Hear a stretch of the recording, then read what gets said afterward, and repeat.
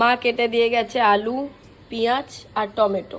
আমি আনলাম ডিম আর গরম মশলা। ডিমের আজকে তরকারি করব, কারণ মা বলেছে যে তুই কর।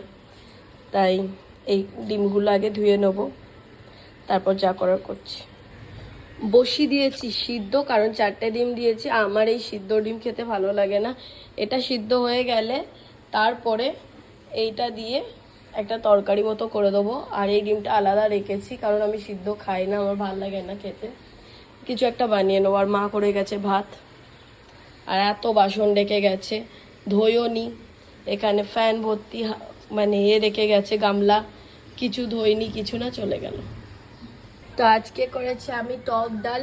আমি সবাইকে দিয়েছি, যেহেতু আজকে আমি প্রথম রান্না করেছি। টক ডাল, ডিমের তরকারি। ডিমটা তো কেমন চেপটে গেছে, তখন আমি দেখাইনি। পাঁপড় করেছিলাম, সবাইকে দিয়ে দিয়েছি। খাবার শুধু আমারটা বাকি আছে। আর করেছি আমের চাটনি, শুধু আমের চাটনিতে পেঁয়াজ দিয়ে দিয়েছি।